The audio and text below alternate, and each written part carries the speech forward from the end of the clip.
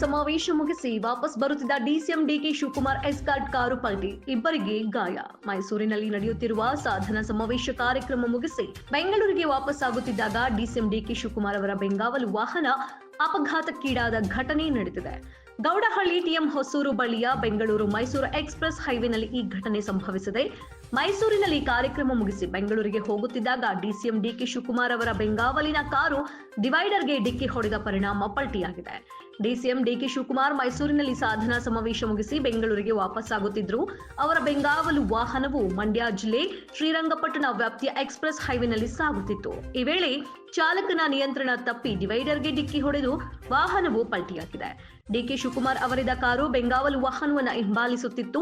ಘಟನೆ ನಡೆದ ತಕ್ಷಣ ಅವರು ತಮ್ಮ ಕಾರನ್ನ ನಿಲ್ಲಿಸಿ ಗಾಯಗೊಂಡವರನ್ನ ಆಸ್ಪತ್ರೆಗೆ ಸಾಗಿಸಲು ಸಹಾಯ ಮಾಡಿದರು. ಅದೃಷ್ಟವಶಾತ್ ಡಿಕೆ ಶಿವಕುಮಾರ್ ಅವರ ಕಾರಿಗೆ ಯಾವುದೇ ಹಾನಿಯಾಗಿಲ್ಲ ಎಂದು ಅವರ ಆಪ್ತ ಮೂಲಗಳು ತಿಳಿಸಿವೆ.